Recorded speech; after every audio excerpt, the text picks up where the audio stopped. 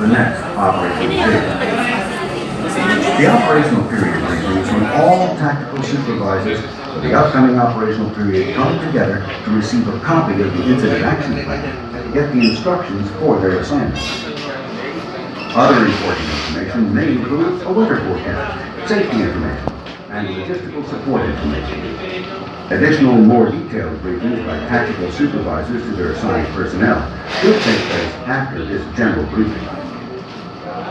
The operational period briefing occurs slightly before the operational period begins and is attended by all of the tactical supervisors for that particular operational period, and they are briefed by the incident management team. Typically, at least the command and general staff has an opportunity to present information as necessary to the folks that are going out. The purpose of it is to ensure that all of those people are getting the same message at the same time from the right person.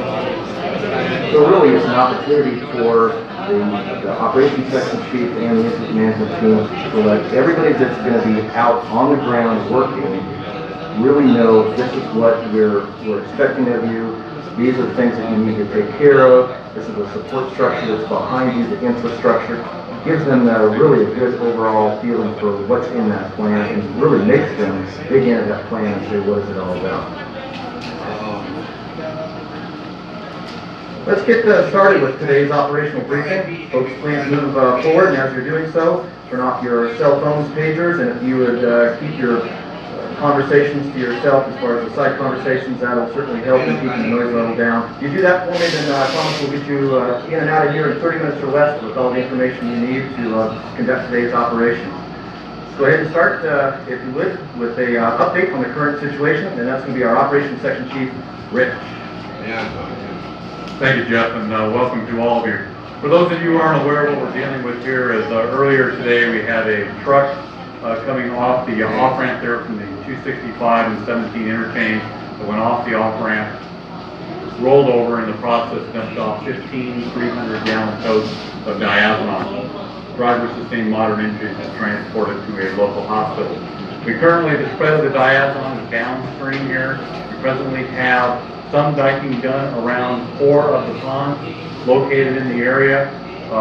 We did just receive recent confirmation from field observers that pond number 3 does have some contamination in it.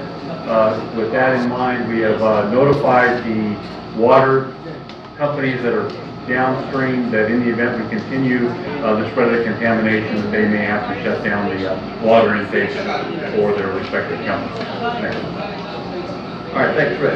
Okay, if you go ahead and look at the front of your incident action plan, the incident objectives are stated there from Unified Command. They're also stated right up here in case you want to refer to those. And Unified Command has stated those, and that's what we're going to be working towards. On the next page after that is the organization assignment list, which is basically a contact list for this operational period in case you need to get a hold of somebody. And if you go ahead and turn your incident action plans over, and you'll find the weather. Since we don't have a meteorologist, I'll go ahead and just briefly highlight the weather, but please make sure that you go over that with your folks at the conclusion of this briefing. So it looks like we're going to have cloudy with increasing showers. About 1/2 inch of rain is possible.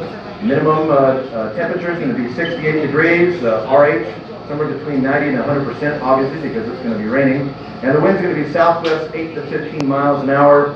And it looks like the mixing winds are also southwest, a little bit higher at 12 to 15 miles an hour. And then the outlook for the next day, Sunday, is cloudy with rain and showers, likely heavy at times, 1 to 2 inches of rainfall possible, with localized even up to 3 inches. So obviously you may want to be prepared in case they're off a little bit as far as the time schedule. So with that, the next page after that should be the operational assignments. And go ahead and turn to those. Please answer loud and clear when Rich calls your name, and we'll get through this. So, Operations Section Chief, Rich. Thanks again. All right, as you can see from the map behind you, we presently have this divided up into 2 geographic divisions, Division A and Division B. We also have 3 functional groups presently in operation.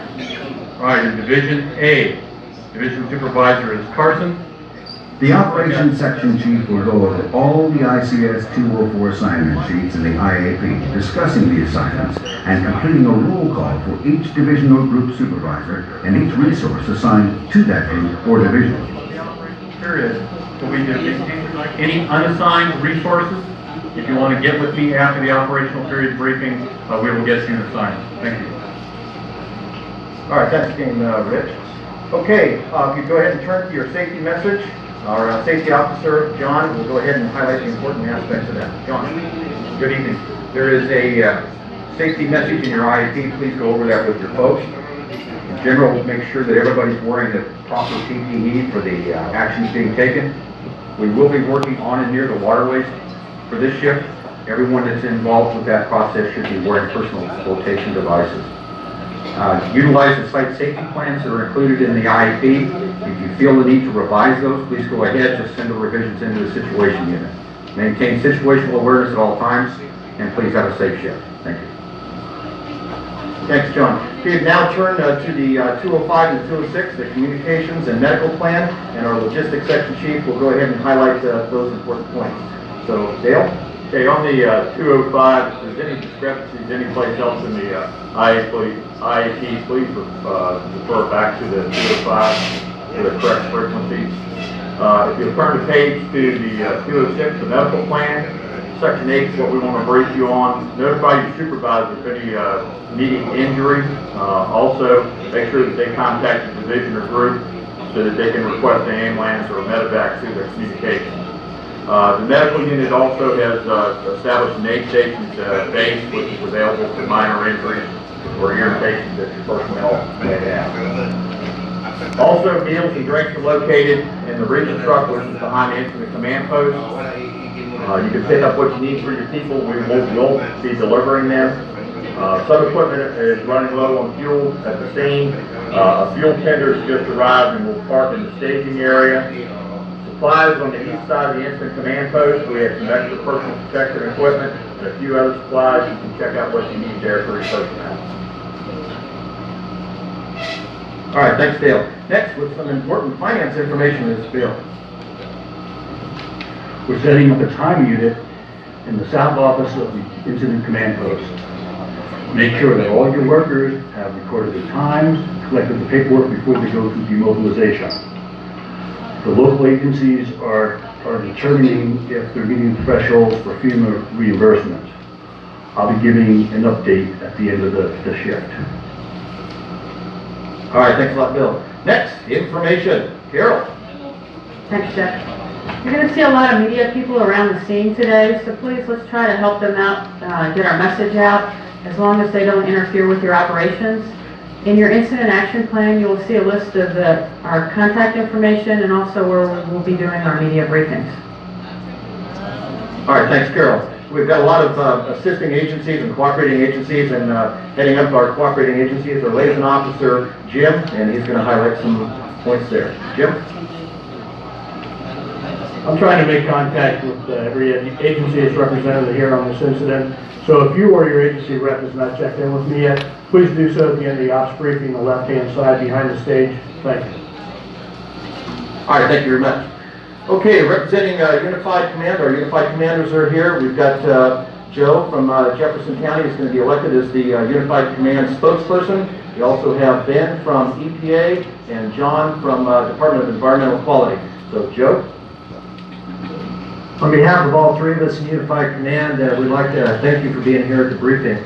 This incident is causing a huge impact to the community with the closure of Highway 265, potential impact to the domestic water supply and the environment in general. It's very important for us to get on top of this as fast as we can. So if there's anything we can do to help you out there, just notify your supervisor. We'll do whatever we can to make your job faster and easier.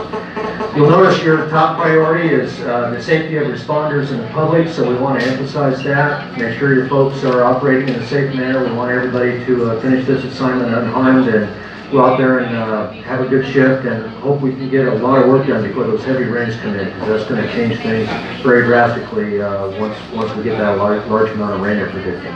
So with that, thanks a lot. All right, thanks a lot, Joe.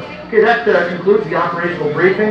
Go ahead and turn your cell phones, pagers, and radios back on. Remember, Division Alpha is meeting right here. Division Bravo is meeting right over there. Law and Decon are behind us on the loading dock. And of course, then we've got the treatment group, which is meeting down the hall to the right. With that, please go ahead and meet up with your division or group supervisors, and thank you very much for attending.